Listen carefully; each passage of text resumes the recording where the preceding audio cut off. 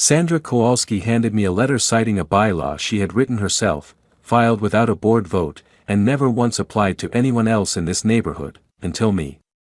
She was smiling when she did it. I took the envelope. Read it once. Folded it back along the original crease.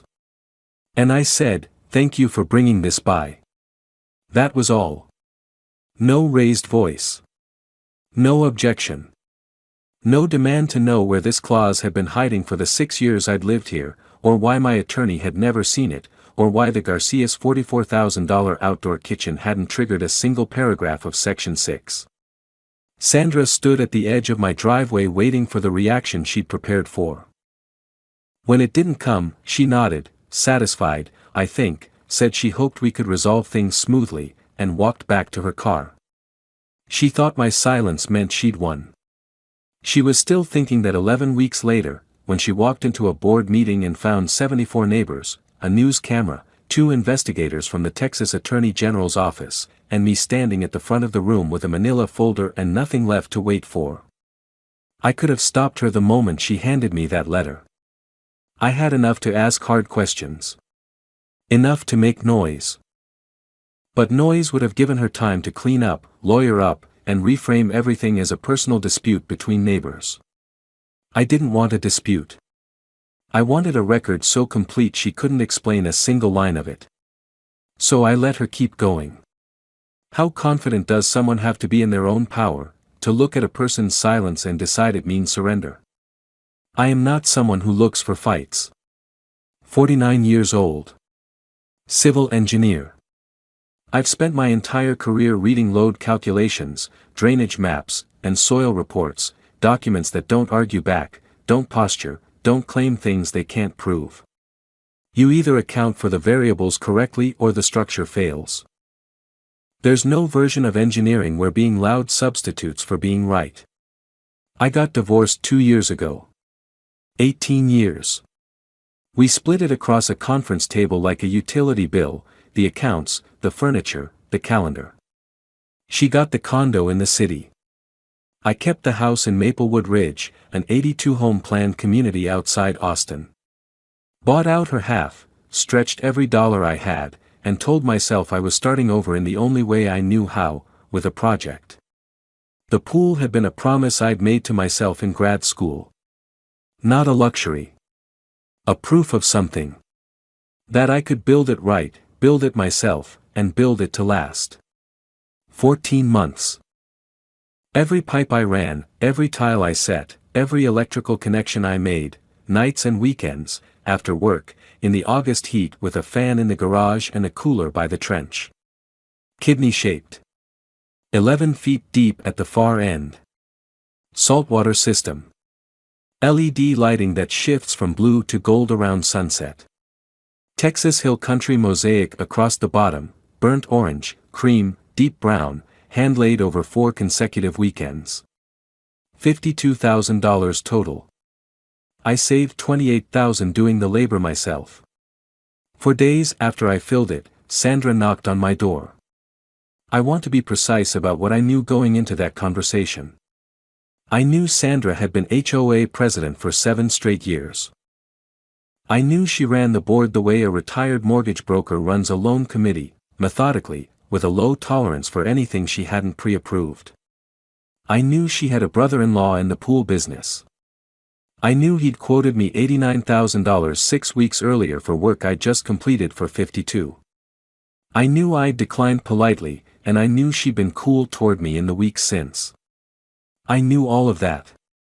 What I didn't know yet, what I would spend the next several weeks methodically confirming, was how far back the preparation for that letter actually went. How long she'd been building the architecture for this moment. How many other homeowners had already been in the crosshairs. But I suspected. And a suspicion, properly documented, is the beginning of something she wasn't prepared for. I spent 23 years reading structures for hidden failure points, the stress lines that don't show up until you know exactly where to look. Sandra had no idea she was one.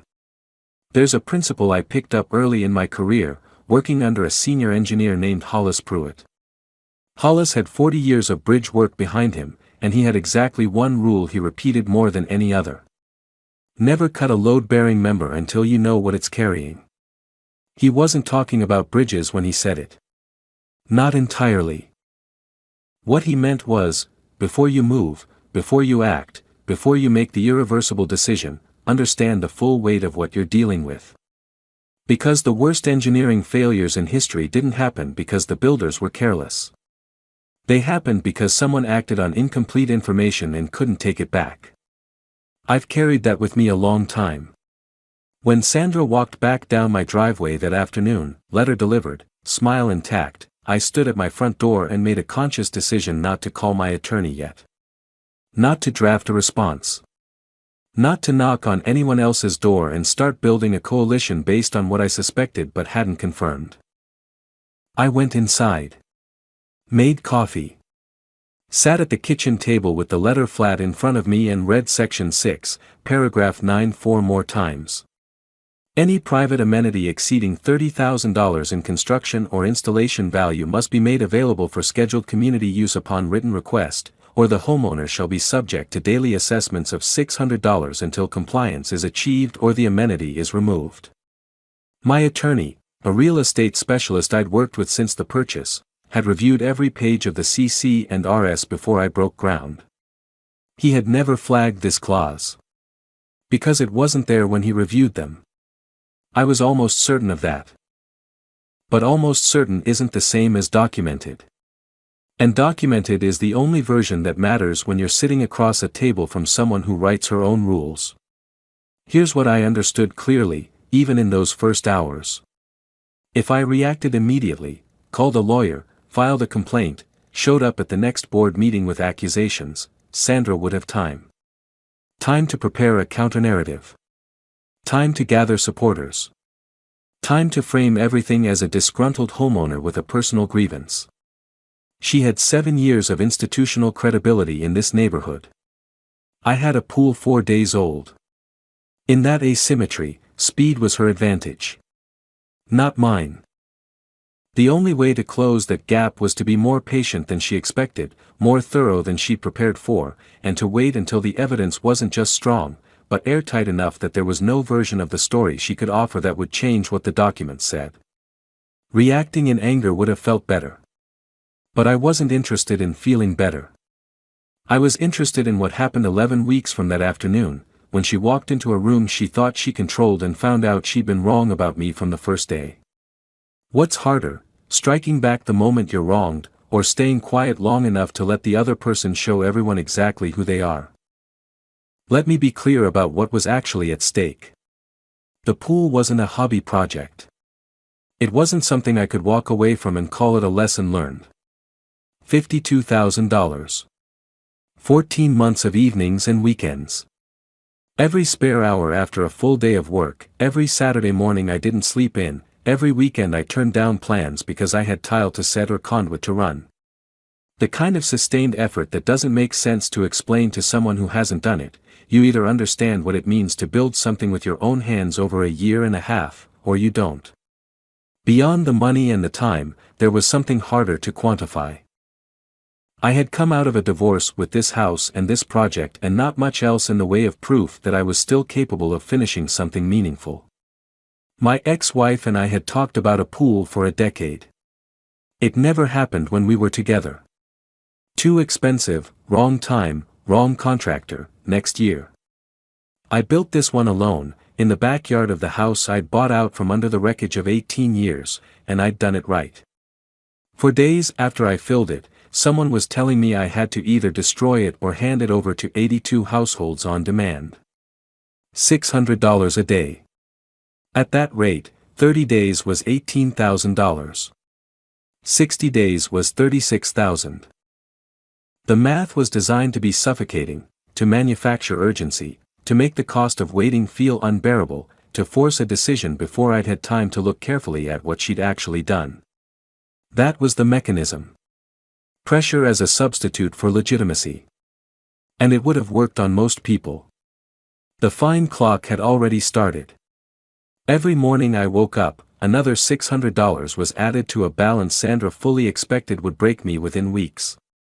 She was betting that the financial pressure alone would drive me to settle, to comply, to negotiate, to come to her with my hat in hand and ask what it would take to make this go away. She had built the trap to close fast. What she hadn't accounted for was that I'd spent 23 years learning how to read a structure before I touched it. And what I was reading, very carefully, was her. The first thing I did was pull the original CC and RS from the county clerk's office. Not a copy Sandra had distributed. Not the version posted on the HOA website. The filed original, the document recorded with Travis County on the date this community was legally established. I requested it myself, drove to the office, paid the copying fee, and sat in my truck in the parking lot reading it page by page. Section 6, paragraph 9 was not in it. What I found instead was a 2019 amendment filing, a single-page addendum attached to the original record, bearing Sandra's signature as HOA president and a notary stamp, but no accompanying board meeting minutes, no vote tally, no evidence of homeowner notification. Just the clause, the signature, and a filing date of March 14, 2019. I sat with that for a long moment. In Texas, amending HOA governing documents requires a proper board vote with quorum, recorded minutes, and in most cases notification to homeowners. What Sandra had filed looked, on its surface, like a legitimate amendment. But the original meeting minutes from March 2019, which I requested separately, showed a routine agenda. Landscaping contracts. Parking enforcement. No mention of any amendment to Section 6. No vote. No quorum on the question. Nothing. She had written the rule herself. Filed it as if it had been properly approved. And then left it dormant for 4 years, waiting. Waiting, I realized, for exactly this kind of situation. I checked the Garcias. Their outdoor kitchen permit had been pulled in 2021, $44,000 in declared value, right there in the county records. No Section 6 notice. No daily assessment. Nothing. I checked the Washingtons. $38,000 guest cottage, permitted 2022. Same result. Silence from the HOA. Silence from Sandra. Just me. I knew then that this wasn't a procedural matter. It wasn't about community access or amenity equity or any principle Sandra would have been comfortable saying out loud in a room full of neighbors. It was targeted. It was personal. And it had been constructed carefully enough that anyone who looked at it quickly would see a legitimate clause applied by a president doing her job. I could have gone to the county clerk that afternoon and filed a formal challenge to the amendment's validity. I had enough to make a credible argument. But a credible argument isn't the same as an airtight case. And an airtight case isn't the same as a public record so clean and complete that Sandra couldn't introduce doubt, confusion, or counter-narrative into a single corner of it. She hadn't stopped at one mistake. I needed to find out how many she'd made, and I needed to let her keep making them while I did. There are people who build traps carefully and patiently. What they rarely account for is someone more patient than they are. 2 weeks after Sandra delivered the letter, she showed up at my door again. This time there was no compliment at the opening. She'd recalibrated. The warmth was still there, practiced, professional, but underneath it was something harder. She told me the board had discussed my situation at their last meeting. That they were prepared to be flexible on the scheduling requirements if I was willing to engage constructively. That there were options available to homeowners who demonstrated good faith. I offered her a glass of water. She declined. I listened to the entire pitch without interrupting. When she finished, I told her I appreciated her coming by and that I was reviewing my options carefully. She waited again. Same as the first time, that pause where she expected something more, something she could use. An objection she could dismantle. A concession she could build on. When none came, she shifted slightly and said, "Derek, the assessments are accumulating. I'd hate for this to become more difficult than it needs to be." I nodded. Said I understood. What I didn't say, and chose not to say, was that I had spent the previous 72 hours going through 5 years of HOA financial records, which I was legally entitled to request under Texas Property Code Section 209. What I had found in those records was not a procedural irregularity. It was not a gray area. It was a pattern, documented across 60 months of statements, that had nothing to do with community access or pool scheduling. I could have said that to her on my doorstep. Could have watched her expression change in real time. I didn't. Because the moment I revealed what I knew, the clock would start running in her favor. She would lawyer up within 24 hours. She would begin constructing explanations.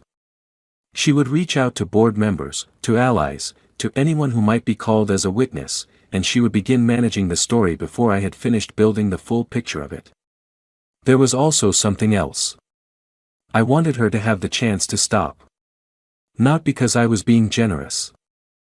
Because if she stopped, if she withdrew the assessment, rescinded the clause, walked this back on her own, then what I'd found in the financial records would be a separate matter, handled separately, on its own terms.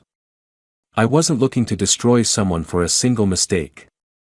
But if she kept going, if she pushed harder, made it bigger, involved more people, created more damage, then everything I was building would land in a context where no one could call it a vendetta.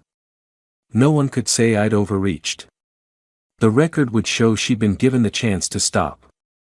She left my doorstep that afternoon still believing she had me exactly where she wanted me. I locked the door and went back to the financial records. Giving someone the chance to stop isn't mercy. Sometimes it's the last piece of evidence you need. I want to describe what the next 3 weeks looked like from the outside. From the outside, nothing was happening. Sandra sent 2 more written notices, formal, letterhead, county-filed copies, and I signed the return receipts without comment. The assessment balance climbed. A neighbor 2 streets over mentioned he'd heard I was having trouble with the HOA. I said it was being handled. He nodded and moved on. Sandra, from what I could gather, interpreted all of this as confirmation. The man was overwhelmed. The man was stalling. The man had built a pool he couldn't defend and was hoping the problem would resolve itself if he waited long enough. That was the read. I could feel it in the tone of the notices, each one slightly more assured than the last, the language tightening, the deadlines growing more specific. She was watching my silence the way a creditor watches a missed payment. As evidence that the debtor has nothing left. What was actually happening during those 3 weeks? I had the full 5 years of HOA financial records spread across my kitchen table in chronological order. I had a yellow legal pad with 2 columns, transactions with documentation, and transactions without. The second column was longer than the first and getting longer. I had found the monthly administrative expense payments. $275 every month, for 60 months, transferred directly to a personal account under Sandra's name. $3,300 a year. $16,500 total. 0 board authorization. 0 line item in the approved budget. 0 documentation of what service, if any, was being rendered. I had found the Lone Star Property Solutions invoice. I had requested a Texas Secretary of State business search and received the result, no entity by that name registered in the state of Texas. No address. No filing date.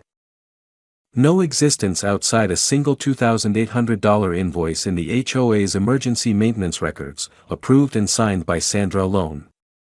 I kept the legal pad in a folder in my desk drawer.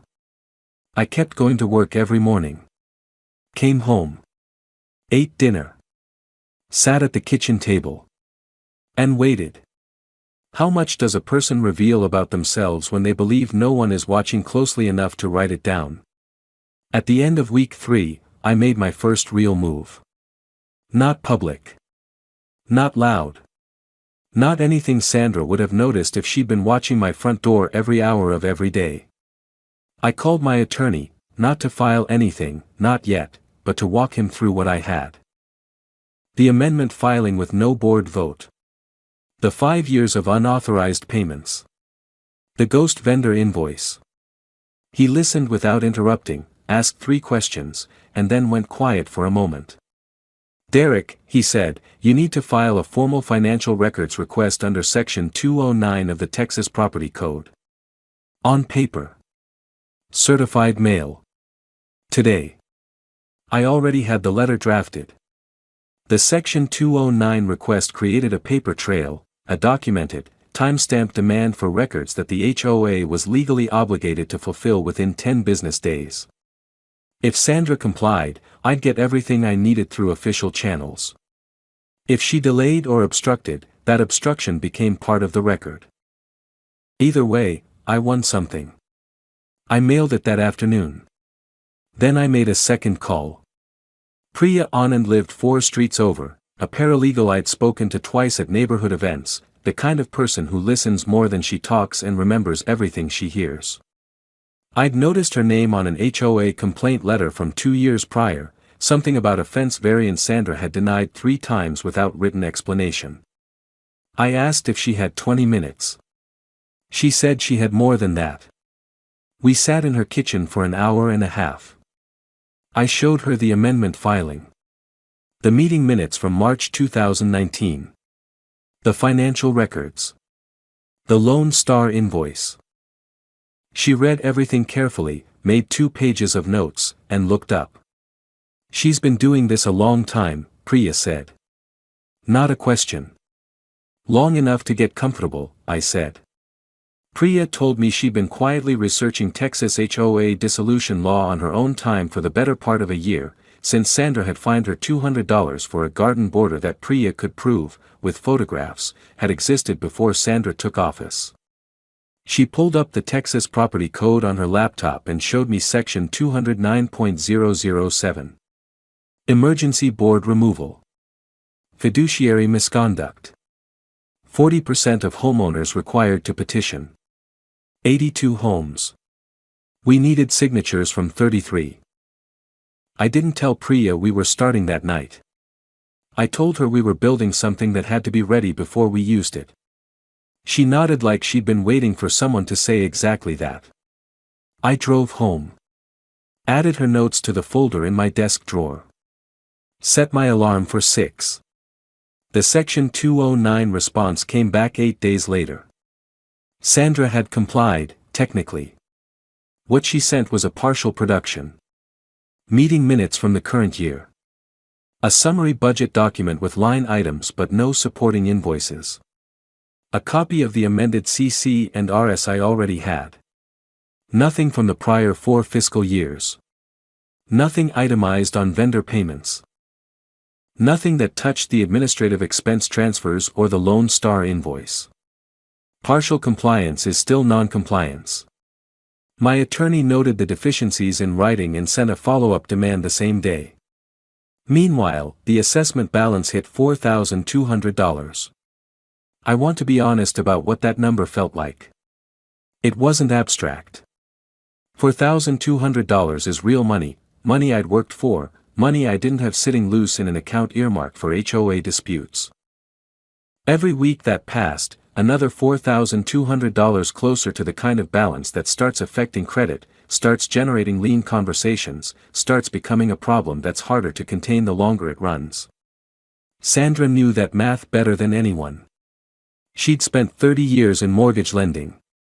She understood exactly what sustained financial pressure does to a person's decision-making. She was counting on the accumulating balance to narrow my options until compliance felt like the rational choice. And from the outside, it must have looked like it was working. I hadn't filed anything public. Hadn't shown up at a board meeting.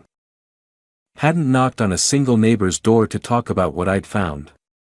The man with the pool was quietly absorbing $600 a day and apparently doing nothing about it.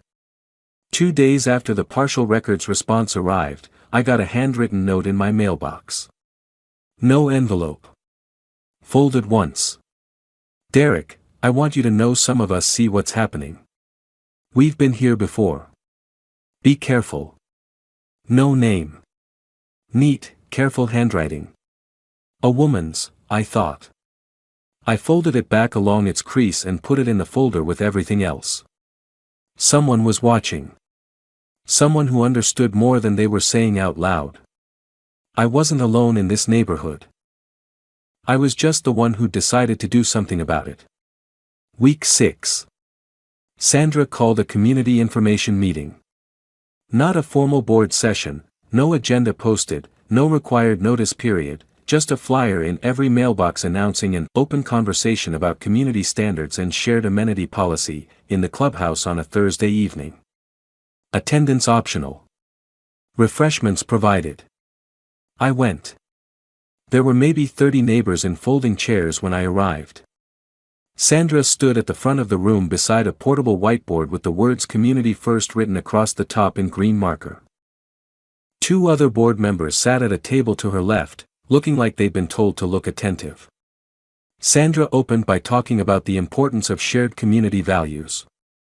About how Maplewood Ridge had maintained its character through consistent standards, applied fairly, to everyone. She talked about the pool, not by name, not mine, but about certain recent private installations that raised questions about equity and access for all residents. Several neighbors nodded. Then she said it.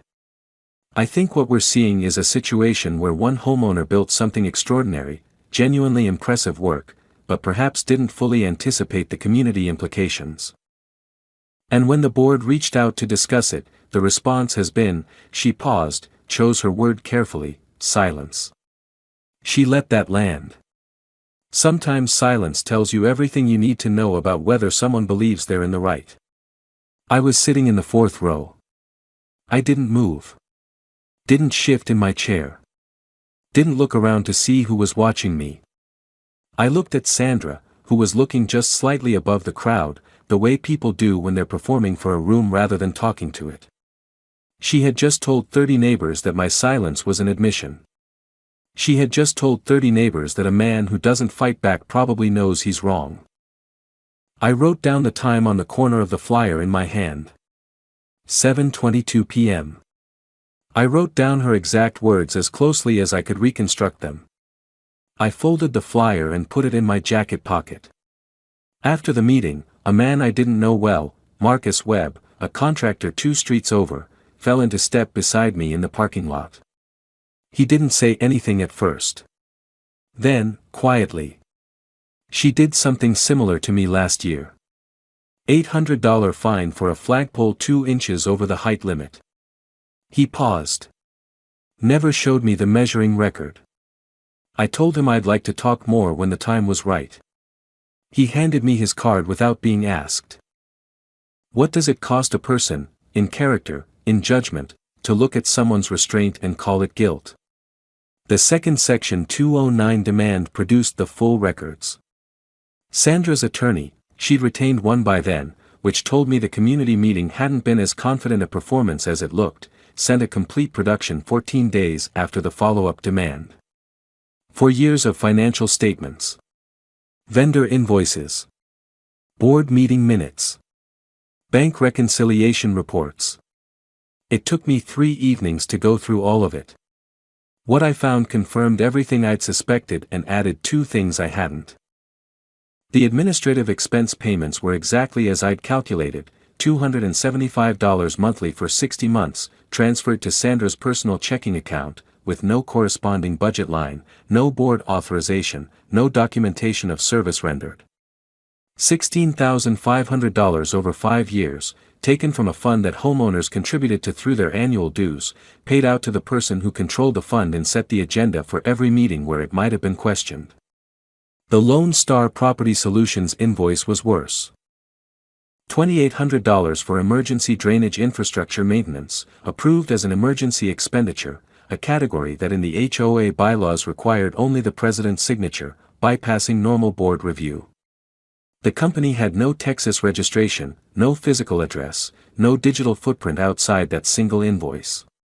The bank record showed the payment had cleared to an account I couldn't trace from the documents alone, but my attorney could. The 2 new items. First, a pattern of selective enforcement I could now document across 11 separate cases. Homeowners fined for violations Sandra had personally flagged, in some cases fined repeatedly, in some cases fined for things that weren't violations under the actual CC&Rs cross-referenced against homeowners who had never received a single notice despite visible, documented improvements that would have triggered review under a consistent reading of the rules. The Garcias. The Washingtons. 3 other families with permitted improvements well above the Section 6 threshold. 0 enforcement. 0 notice. 0 daily assessments. One common thread among the untouched cases: none of them had declined to use Sandra's brother-in-law's contracting company. Second, a vendor relationship with a landscaping company that had held the HOA maintenance contract for 4 consecutive years without a competitive bid process, despite the bylaws requiring one every 2 years.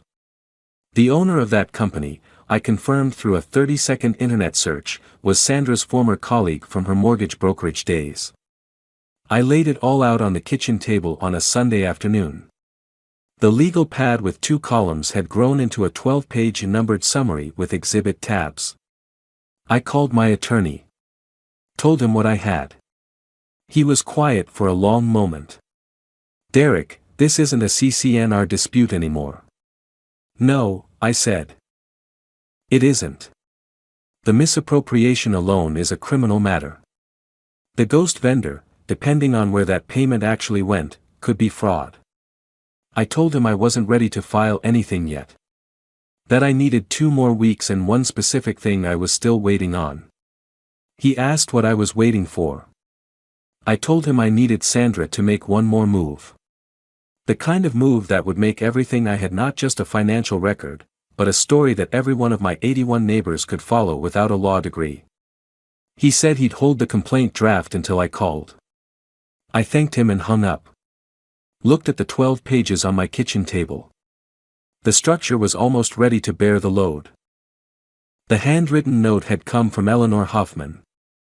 I didn't know that for certain until she knocked on my door 10 days after the community meeting, her husband Gerald standing one step behind her with his hands in his cardigan pockets, both of them looking like people who had rehearsed what they wanted to say and were still not entirely sure they were ready to say it. Eleanor was 71. Gerald 74. They'd lived in Maplewood Ridge for 19 years, longer than anyone else on the street, longer than the current clubhouse, longer than Sandra's presidency by 12 years.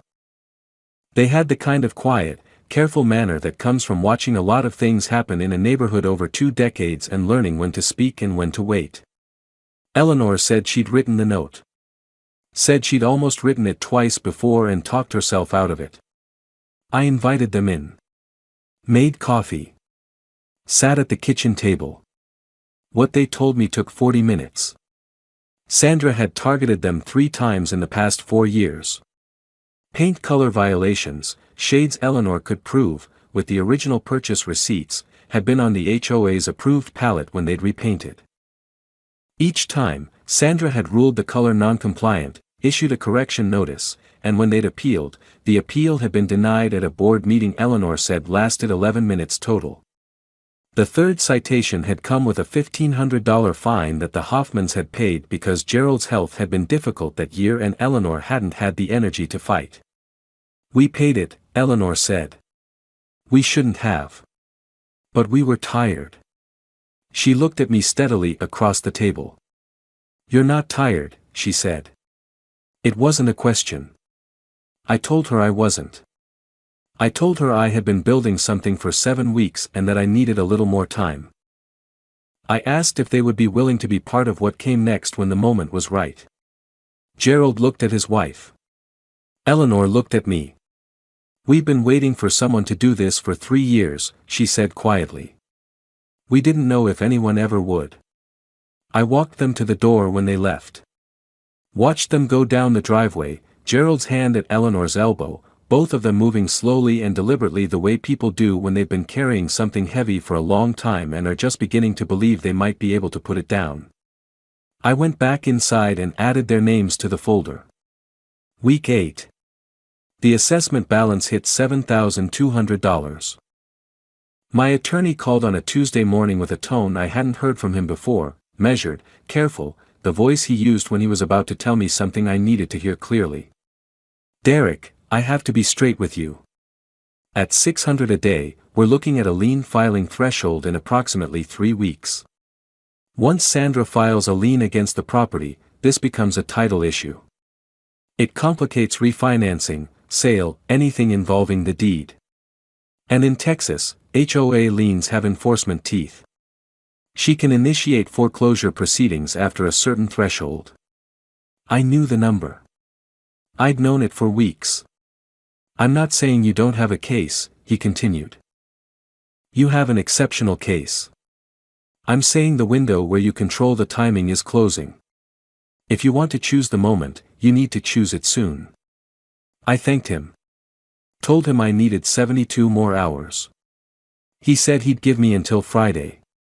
I hung up and stood in my kitchen for a long moment. The folder on my desk had grown to 22 pages. 19 signatures on the petition, we needed 33. 3 weeks of quiet conversations with neighbors, each one careful, each one documented, each one adding a name and a story to a picture that was almost complete but not yet complete enough. Almost wasn't enough. Almost gave Sandra room to move. Here was the problem I was carrying that Tuesday morning. I had the financial evidence to end her career and expose her to criminal liability. I had the amendment irregularity documented well enough to invalidate the clause entirely. I had 19 neighbors willing to sign their names to a formal removal petition. I had an attorney holding a draft complaint to the Texas Attorney General's office ready to file on my call. What I didn't have yet was the move that would make it impossible for Sandra to reframe any of this as a personal vendetta between two neighbors. The move that would put everything, the financial records, the fraudulent amendment, the selective enforcement, all of it, in front of the entire community simultaneously, in a setting where she couldn't control the agenda, couldn't limit the questions, couldn't manage who saw what and in what order. I needed the board meeting. The next regularly scheduled board meeting was in 19 days. I could request an emergency session earlier, Texas property code allowed it, but an emergency session called by a single homeowner would give Sandra advance notice and time to prepare. I needed her to call it herself. I needed her to believe she was summoning me to a room she controlled. And I needed her to do it before my attorney's Friday deadline. How much does it cost to wait when the clock is running? And what does it buy you that nothing else can? On Wednesday morning, 38 hours before my attorney's Friday deadline, Sandra escalated. A certified letter arrived at 9 a.m. I signed for it at the door, carried it to the kitchen table, and opened it with the same deliberateness I'd developed over 8 weeks of receiving her correspondence. The letter was 2 pages. Her attorney's letterhead. Dense, formal, constructed to feel final. The demand was this: within 14 days, I must either fill the pool with concrete permanently and provide photographic documentation of completion to the board, or grant all 82 households unrestricted access, defined as no fewer than 4 days per week, with Sandra's office retaining scheduling authority. Destroy it or surrender it. No middle ground. No negotiation. No acknowledgement that any other outcome was legally possible. I read it twice.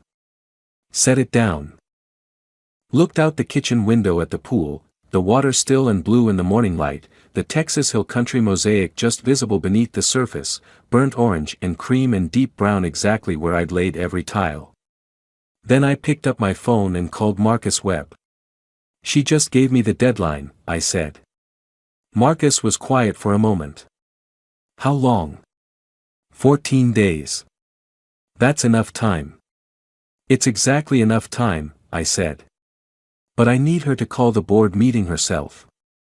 I need it on her initiative, her agenda, her terms. Marcus understood immediately. He'd been doing contracting work in this county for 22 years. He knew what it meant to let a client think they were running a job site they'd already lost control of. I'll take care of it, he said. What Marcus did was simple. He called 2 other board members, not Sandra, and told them, neighbor to neighbor, that he'd heard the pool situation was about to go to litigation and that a public board meeting to discuss it openly might be the only way to keep it from getting worse for everyone. He didn't mention my name. He didn't mention the petition. He just planted the idea that a board meeting was the responsible move, and let the board members bring it to Sandra as their own suggestion. Sandra called the emergency board meeting herself. Scheduled it for 11 days out. She sent the notice to all 82 households. That notice was the last piece I needed. Because it meant the meeting was on record as her initiative. Her agenda. Her room. I called my attorney and told him we had our date. He filed the formal complaint to the Texas Attorney General's Consumer Protection and Public Finance Division that afternoon, timed deliberately, documented with everything we had, but filed quietly. No press release. No notification to Sandra. The investigators would receive it, review it, and if they moved on the timeline I'd requested in the cover letter, they would arrive at the board meeting on their own schedule. I called Priya. Told her we had 11 days to get from 19 signatures to 33. She said, "We'll get more than that." I called KVUE Austin. Told the assignment desk a homeowner was being forced to drain a $52,000 pool by his HOA. They asked when. I gave them the Saturday before the meeting. Every piece was in position. The structure was ready. Saturday morning. 8 a.m. The Apex Aquatic Solutions truck pulled up in front of my house with an industrial drainage pump, an 8-inch hose, and a crew of 2 who'd done this kind of job before and didn't ask questions about why. I'd called them 4 days earlier. 5,000 gallons per hour.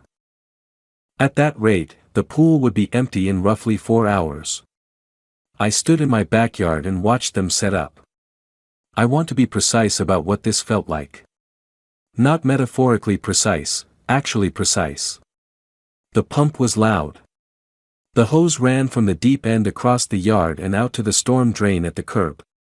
The water that came out first was the clearest water I'd produced in 14 months of work, saltwater system running perfectly, chemistry balanced, the LED lighting still shifting colors beneath the surface even as the level began to drop. The Texas Hill Country mosaic at the bottom. Burnt orange. Cream. Deep brown. Slowly emerging as the waterline fell, the way a shoreline appears when a tide goes out. Tile I had laid on 4 consecutive weekends, on my knees, in August heat, because I wanted something that would last. I watched it drain. By 9 o'clock, neighbors had started gathering. Dog walkers stopped. Families on the weekend sidewalk circuit slowed. Kids on bikes stood at the edge of the yard watching the hose pulse and roar. Sandra arrived at 9:40. She was wearing sunglasses and a light jacket, and she stood at the edge of my property line with her arms loosely crossed, watching the pump work. Her expression, I could see it clearly from across the yard, was one I recognized from the night of the community meeting. Satisfied. Settled. The expression of a person watching a situation resolved the way they'd planned it. The KVUE camera crew had arrived at 8:30. They were positioned near the sidewalk, the reporter doing a stand-up with the pump visible in the background. Sandra noticed the camera. Her expression didn't change. If anything, it steadied, the practiced composure of someone who had been a public-facing professional for 30 years and knew how to look appropriate on camera. She was still smiling at 9:52 when the reporter approached her for comment. I heard her say the HOA had simply been enforcing its established guidelines consistently and fairly, and that she was glad to see the matter moving toward resolution. I was standing 20 feet away. I wrote down the time. Wrote down what she said as closely as I could reconstruct it. Folded the paper. What Sandra did not see, because she was watching me drain my pool and feeling the particular satisfaction of a person who believes they have finally broken something, was Priya moving through the crowd on the left side of the yard with a clipboard and a pen. Or Marcus working the right side, talking quietly to neighbors he'd known for years, showing them a single page of financial records he'd printed that morning. 1 page. The administrative expense transfers. Simple. Readable. Undeniable. Within 4 hours, while 20,000 gallons drained from my yard and Sandra stood at the property line watching me lose, we collected 31 new signatures. Total, 50. We needed 33. Sandra watched the last of the water disappear down the drain at 12:14 p.m. She nodded once, to no one in particular, or perhaps to herself, and walked back to her car. I stood in my empty pool and looked at the mosaic at the bottom. Still there. Every tile exactly where I'd put it. Is there anything more dangerous than a person celebrating a victory they haven't actually won yet? That evening I sat in a lawn chair at the edge of the empty pool and stayed there until it got dark. Not brooding. Not spiraling. Just sitting with it, the specific weight of having done the thing you said you would do even when it cost exactly what you knew it would cost. The mosaic at the bottom caught the last of the daylight differently without water over it. Flatter. More exposed. The burnt orange tiles looked almost red in the fading light, the cream ones almost white, the deep brown ones the color of good soil after rain. I had set every one of them by hand. Measured the pattern twice before I mixed the first batch of thinset. Spent an entire Saturday just dry fitting the layout before I committed a single tile to mortar. 14 months of evenings and weekends. And tonight the pool was empty because I had drained it myself, deliberately, in front of a news camera and 50 neighbors, because it was the only move that got me the signatures I needed in a single morning instead of another 3 weeks of quiet conversations. I had calculated that correctly. The math had worked. It still hurt. I thought about my father, who had spent 31 years as a general contractor and had a saying he repeated whenever a job went sideways: the building doesn't care how you feel about it. It only cares if you did the work right. He wasn't a hard man, he was a precise one. There's a difference. Hard men push through pain by ignoring it. Precise men push through pain by measuring it accurately and deciding it's acceptable given what the work requires. I had decided, 8 weeks ago, that whatever this cost me was acceptable. I was sitting with the cost now, and confirming that decision. The divorce had taken things I hadn't fully accounted for, not just the obvious things, the assets and the calendar and the shared shorthand of 18 years, but subtler things. The confidence that you're building something that will last. The sense that the effort you put into a place means it's yours in a way that goes beyond the deed. I had rebuilt that confidence in 14 months of evenings and weekends, alone, in this backyard. Sandra had not taken that from me by making me drain the pool. She had only made the tiles visible. I looked at the mosaic at the bottom one more time. Then I went inside, made dinner, and reviewed the 22 pages in the folder one final time before the board meeting. 6 days. What does it mean to lose something temporarily on purpose, and trust yourself enough to know you're going to get it back? The night before the board meeting, I laid everything out on the kitchen table one final time. 22 pages. 12 exhibit tabs. 3 slide decks loaded on a laptop I'd borrowed from Marcus, formatted for the projector I'd confirmed with the clubhouse manager 4 days earlier, confirmed quietly, as a routine equipment check, nothing on the booking calendar that would have raised a flag. I went to bed at 10. Slept 6 hours. Woke before the alarm. I want to describe the board meeting the way it actually happened, not the way it felt. Because the way it felt was one thing, controlled, deliberate, exactly as I'd planned, and the way it actually happened had a texture to it that I didn't fully anticipate. The weight of a room where 74 people already know something is wrong but haven't yet seen the proof assembled in one place. I arrived 40 minutes early. Set up the laptop. Tested the projector. Arranged the exhibit packets, one per board member, one for the county record, one for the KVUE reporter who had confirmed attendance after the pool draining story ran Saturday evening and generated more viewer response than their assignment desk had expected. Neighbors began arriving at 6:40. By 7, every folding chair was filled and people were standing 3 deep along the back wall. 74 residents of Maplewood Ridge, some of whom I knew well, most of whom I knew only by sight, all of whom had received Sandra's meeting notice and decided, for whatever reason, curiosity or concern or something they'd heard over the past 11 days, that this was a meeting worth attending in person. Sandra arrived at 7:04.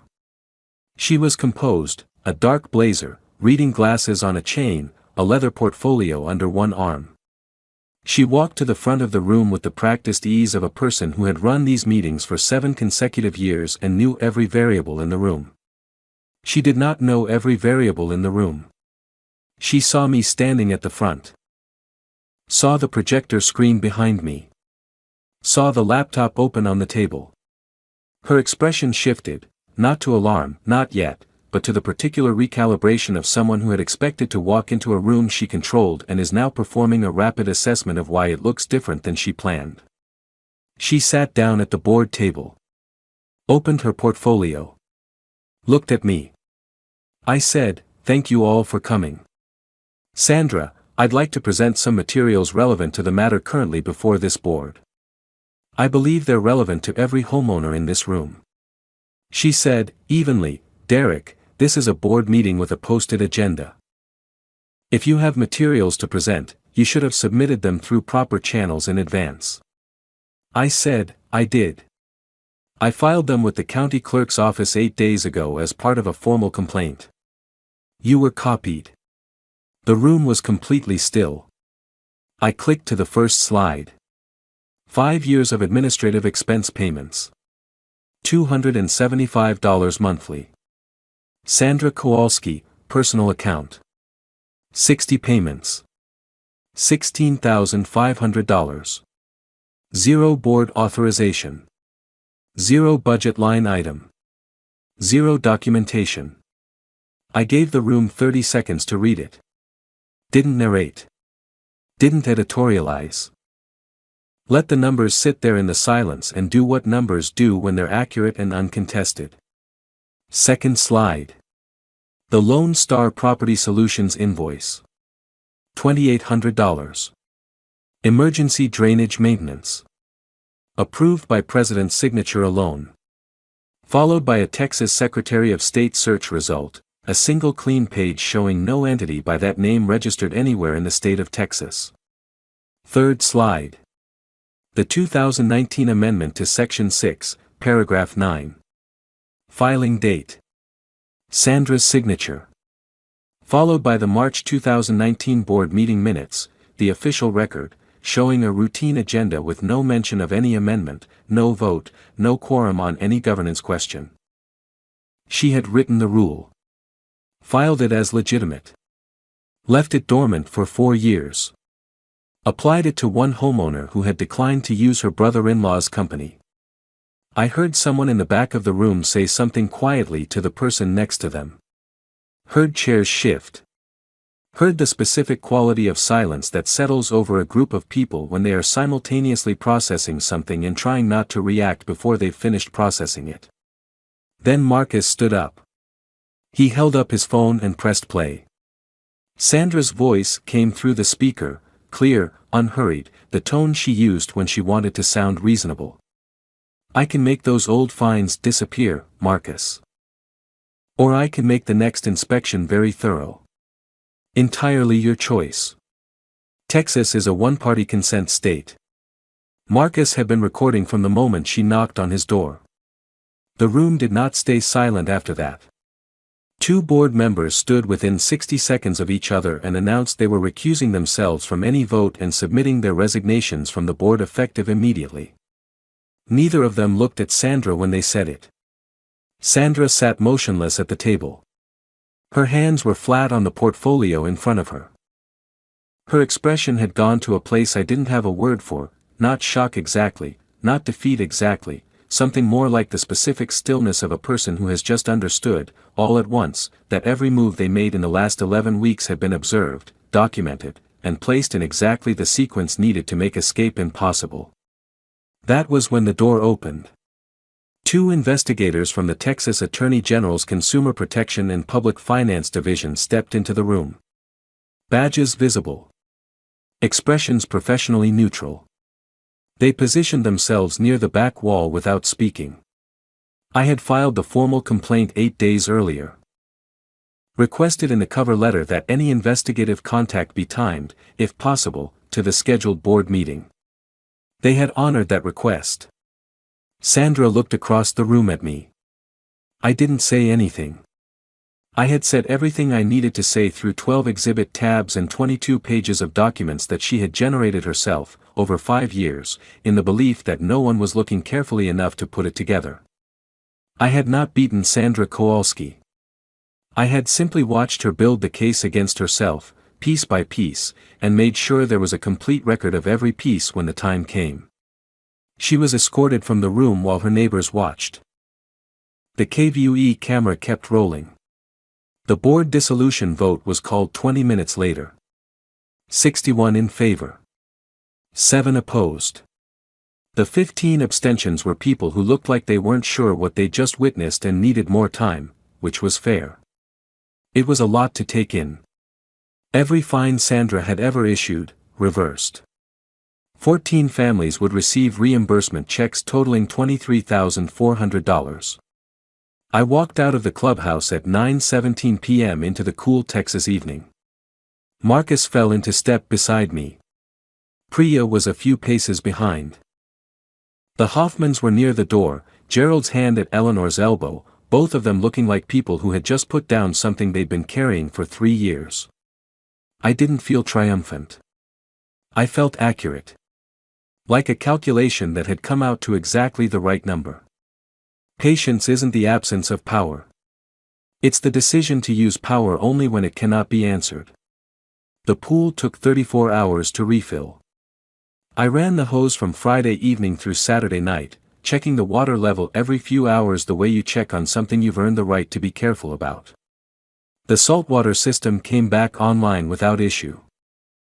The LED lighting cycled through its sequence, blue deepening to gold as the sun went down on Saturday, the Texas Hill Country mosaic at the bottom slowly disappearing under clean water the way a good thing should, quietly, without ceremony. The water bill came to $310. Worth every penny. Sandra was formally charged 6 weeks after the board meeting. 2 counts of misappropriation of HOA funds. 1 count of attempted witness tampering. Her attorney is negotiating. The house in Maplewood Ridge is already listed, a for sale sign at the end of a driveway I've driven past 200 times and never once stopped to consider until she knocked on mine. The new board's first act, rescind every rule Sandra had personally amended without a proper vote. Their second, establish mandatory financial audits every 6 months, results published online for all homeowners. Their third, issue a formal written apology to me and recognize the pool as private property in perpetuity, with no community access requirement of any kind. 14 families received reimbursement checks. The Hoffmans got back the $1,500 they'd paid on a citation Eleanor still had the receipts to disprove. She called me the day the check arrived. Didn't say much. Just, thank you, Derek. Gerald said something in the background I couldn't quite hear. Eleanor said he wanted me to know he'd been right about me from the first time we met. I told her to tell him I said thank you. I open the pool once a year. 4th of July. Voluntary. Free. No scheduling authority, no access requirements, no forms to submit. Just a gate that's open and a yard that has enough space for the people who want to come. Last summer we raised $2,100 for youth baseball scholarships, passed a jar around, nobody asked, people just put in what they felt like putting in. Turns out people show up differently when they're invited instead of forced. I get messages now. Denver. Charlotte. Sacramento. People living under HOA boards that have confused authority with ownership, procedure with power, institutional position with the right to do whatever they want to whoever they want for as long as no one pushes back hard enough. My answer is always the same. Pull the financials. Document everything. Find the people who've been quietly angry for years. Move slowly. Then hit once and hit hard. Sandra thought patience was weakness. She thought silence was surrender. She thought a man who didn't fight back immediately had nothing to fight back with. She was wrong on every count. Patience was the whole plan. The silence was the strategy.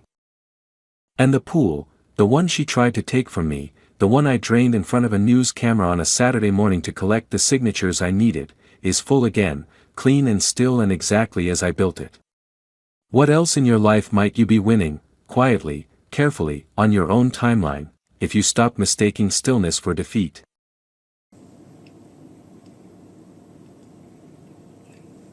But here's what this story was really about. It was never about a pool. It was about what happens when someone with institutional power decides that power belongs to them personally, and acts accordingly, for years, in small ways and large ones, in the confident belief that no one is watching closely enough to connect the dots. Sandra didn't wake up one morning and become corrupt. She became comfortable. 7 years of running a board where no one pushed back. 7 years of filing what she wanted, spending what she wanted, enforcing what she wanted on whoever she wanted. Comfort like that doesn't make people careful. It makes them sloppy.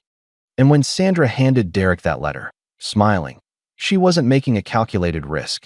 She was acting on an assumption she'd never once had reason to question. That nobody checks. That's why she lost. Not because she was malicious, but because she had confused the position with the power and the silence of her neighbors with their consent. She had spent years building a structure on the assumption that people were either too busy, too intimidated, or too tired to look at what she was actually doing. She was right about most people. She was wrong about Derek. Derek won because he understood something most people don't, that in a conflict with someone who controls the system, reacting immediately is how you lose. The moment you show your hand, they start building their defense. The moment you raise your voice, you become the problem. He didn't win because he was aggressive. He won because he was precise. He documented everything, moved slowly, let her keep generating evidence against herself, and waited until the case was so complete she couldn't introduce a single credible alternative explanation for any line of it. He didn't beat Sandra Kowalski. He made it so that she had already beaten herself, and then he made sure the right people were in the room to see it. Patience wasn't weakness. It was the sharpest tool he had, and he never once let her know he was holding it. Most of us have met some version of Sandra. Maybe not in an HOA. Maybe in an office, in a family, in an organization where one person has held the same unchecked position for a little too long and has started to believe their authority is unlimited. And most of us have been in that moment where someone hands us something unfair and waits to see how we react, betting that we'll either fight back emotionally and give them something to work with, or go quiet and disappear. Derek found the third option, the one they're never prepared for. He went quiet, and he got to work. If you've ever been in a situation like this, I want to hear about it. Drop it in the comments. And specifically, I want to know this. At what point would you have broken? At what point would you have confronted her directly instead of letting her keep building the case against herself? Because I think most of us know the answer.